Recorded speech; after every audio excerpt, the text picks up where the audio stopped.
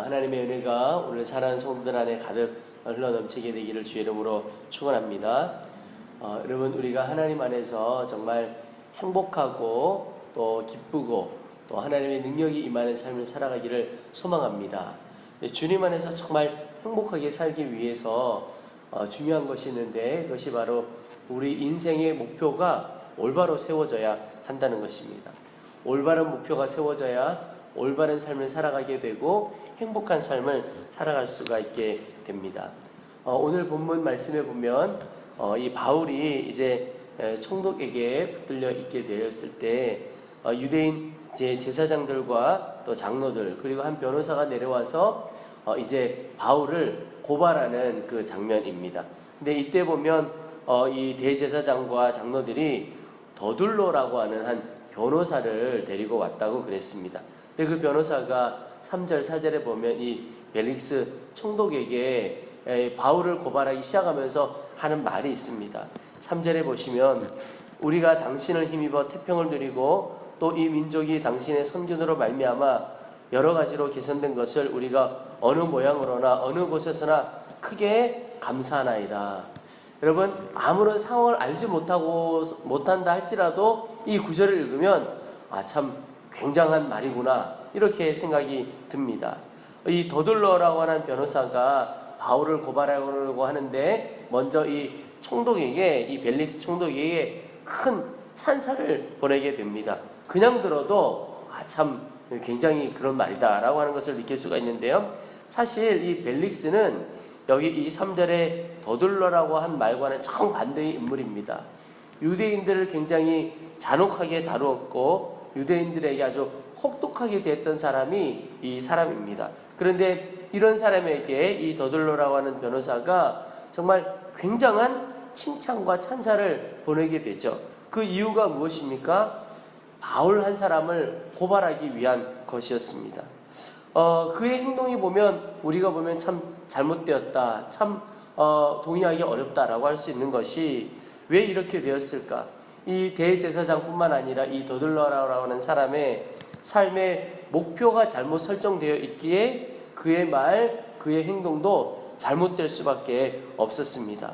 그가 바울이 사람을 살리는 자임을 알고 바울을 살리려 했다면 이런 말을 할 수 없었을 것입니다. 근데 오히려 바울을 제대로 알지 못하고 그의 삶에 하나님의 뜻과는 전혀 다르게 살아가다 보니까 그의 입에서 나오는 말, 행동 완전히 다르게 된 것입니다. 여러분, 예수 그리스도를 믿는 우리의 삶의 목표가 제대로 설정되어 있는가 늘 잘 점검해 보아야 하겠습니다. 우리 그리스도인의 삶의 목표 중에 하나는 성공이 아니라 성숙입니다. 세상 사람들 대부분은 성공을 향하여 달려나아갑니다. 그런데 그리스도인들은 성공이 아니라 성숙, 그거 자체가 우리의 삶의 목표라고 할 수 있습니다. 비유를 하자면 어린 아이가 있는데 성공이라고 하는 것은 이 아이가 그저 무조건 자라나기만을 원하는 것입니다. 그런데 아이가 무조건 덩치만 커가면 되겠습니까? 건강하게 자라가야겠죠. 그 나이에 맞게 건강하게 자라가야 그 아이가 제대로 자라간다고 말할 수가 있겠습니다. 이게 우리에게 있어서 성공이 아니라 성숙이라는 것이 이런 것입니다. 여러분, 우리의 삶에도 개인의 삶에도 마찬가지이고 또 교회도 마찬가지입니다. 이 일생에 달려가야 할 목표가 잘 설정되어야 합니다. 때때로 교회나 성도들이 세상에서 비난을 받을 때가 있습니다. 의롭게 살고자 하고 어떤 좋은 뜻 때문에 비난을 받을 때도 있지만 그렇지 못할 때도 종종 있습니다. 이유가 바로 교회와 성도들의 삶의 목표가 잘못 설정되어 있었기 때문에 그렇습니다. 교회도 또 성도들도 성숙 그 자체, 건강하게 자라가는 것, 하나님을 더 깊이 알아가는 것이 아니라 성공 그 자체에 목적을 둘 때가 많았습니다. 그러다 보니 어떤 일이 벌어지냐면 방법은 별로 중요하지 않은 겁니다. 성공 그 자체만 이뤄내면 된다고 생각을 하는 거죠. 제가 목회를 하면서 들었던 충격적인 이야기가 하나가 있는데요, 어느 사업을 하시는 성도님이 그런 말씀을 하신 겁니다. 어떻게든 돈을 많이 벌어서 11조 교회에 많이 하면 그러면 되는 거 아니냐, 이렇게 말씀을 하시더라고요. 그 말은 그분이 사업을 하시는 중에 법을 지키고 하나님의 뜻대로 하고 이런 것과는 별로 상관이 없는 겁니다. 내가 어떤 일을 하든지 어떤 방법으로 하든지 그건 중요하지 않고 그저 그냥 헌금 많이 하면 되는 거지, 11조 많이 하면 되는 거지. 그런데 그분이 알지 못하는 것 하나가 있습니다. 그렇게 드린 헌금을 하나님께서 기뻐 받으실까 하는 겁니다. 이분의 삶의 목표가 잘못 설정되어 있는 거죠. 주님이 받으시는 헌금, 주님께서 기뻐하시는 헌신, 그게 삶의 온전한 목표가 되어야 하는데 그저 그냥 다른 건 없고 그냥 많은 헌금, 이것이냐, 그것에만 목표가 설정되어 있는 것이죠. 주님이 받으시는 것이냐, 이것에는 관심이 없었던 것이죠. 여러분, 내가 얼마나 하나님 앞에 예물을 드리느냐 적게 드리느냐, 이건 하나님 보시기에는 그 양은 별로 중요한 것이 아닙니다. 이것이 기뻐 받으실 만한 것이냐, 이게 참 중요한 것이죠. 여러분, 우리의 삶에 오늘 하루 살아가야 할 목표가 분명하게 제대로 설정되어 있기를 소망합니다. 주님께서 부르신 뜻, 우리가 주님을 더 깊이 알아가고 주님을 따라가고 주님의 부르신 뜻을 위하여 살아가는 것, 이것이 바로 우리의 삶의 목표입니다. 주님의 부르신 그 뜻을 위하여 살아갈 때 때로는 어려움을 겪기도 하고 고난을 받기도 하죠. 그러나 정말 제대로 가고 있는 것이고 행복한 삶을 위하여 살아가는 것입니다.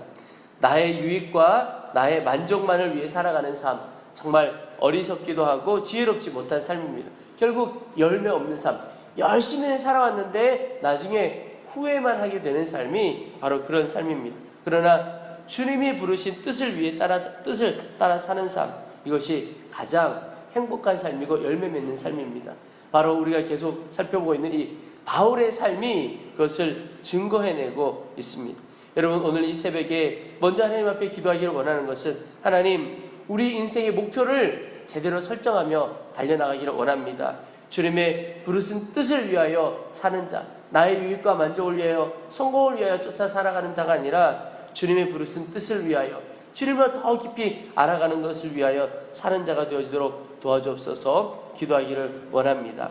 우리 또 하나 기도하기를 원하는 것이 있는데요, 오늘 이 더둘러라고 하는 사람이 이 벨릭스 총독에게 바울을 고백하면서 바울이 어떤 사람이냐라고 하는 것을 설명을 하는 장면이 나옵니다. 5절 말씀에 보면, 우리가 보니 이 사람은 전염병 같은 자라, 천하에 흩어진 유대인을 다 소유하게 하는 자요 나사렛 이단의 우두머리라. 여러분, 그냥 들으면 이 더둘러라고 하는 사람이 바울을 참 좋지 않게 표현하는구나 하는 것을 알 수가 있습니다. 고발하려고 하니 당연하게 그렇게 말을 하는 것이겠죠. 그런데 저는 이 말씀을 읽으면서 참 다른 면으로 도전을 받게 됩니다. 그게 뭐냐면, 이 더둘러가 이 바울을 표현한 것 중에 하나가 전염병 같은 자다, 이렇게 표현하고 있는데, 여러분, 표현은 조금 거슬리는 표현일 수 있겠지만 그 의미는 참 너무 귀하다, 이런 생각을 갖습니다. 전염병이 어떤 병입니까? 전염병은 엄청난 전파력을 가지고 있습니다. 중세시대 의학이 발달하지 않았을 때는 전염병 하나 때문에 어느 민족, 어느 한 나라가 굉장한 타격을 받았을 때가 있을 만큼 전파력이 굉장히 크죠. 그 말은 또 하나 영향력이 크다, 이런 뜻이기도 합니다. 그래서 오늘 더둘러가 전염병 같은 자, 천하에 흩어진 유대인을 다 소유하게, 요란하게 만드는 사람이다, 이렇게 표현하고 있지만, 표현은 좀 우리가 받아들이기가 어려울지 모르겠지만, 예수님을 잘 모르는 사람의 표현이지만 그 뜻은 너무나도 귀한 도전을 주는 것입니다.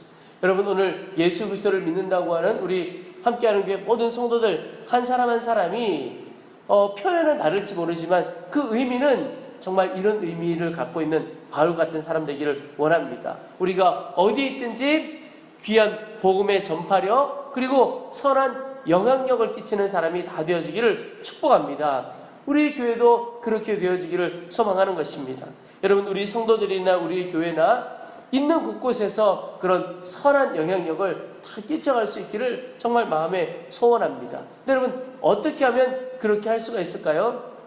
내 마음에 그저 내가 선한 영향을 끼쳐야지 이렇게 결심한다고 되는 것이 아니라 늘 주님 안에 거할 때 이것이 가능합니다.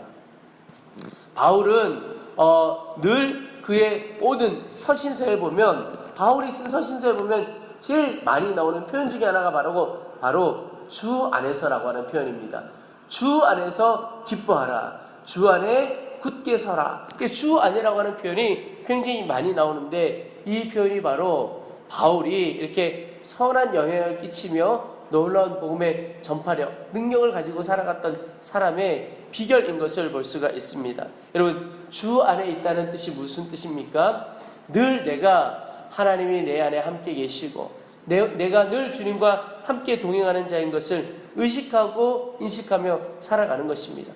모든 결정을 주님 뜻 안에서 하고 모든 행동을 주님께서 기뻐하시는 그 모든 순간에 주님을 바라보며 주님을 의식하며 살아가는 것입니다. 주님이라면 이때 어떻게 하실까? 주님이라면 어느 길로 가실까? 늘 주님을 의식하며 바라보는 삶, 그것이 바로 주 안에서 나오는 삶입니다. 여러분, 그렇게 살아갈 때 우리 자신은 우리 자신도 알지 못하게 영향력을 끼쳐가는 사람이 될 수 있습니다. 그것은 내 자신도 참 복된 삶이 되고 나를 만나는 이들도 복된 삶을 살아가게 되는 것이죠.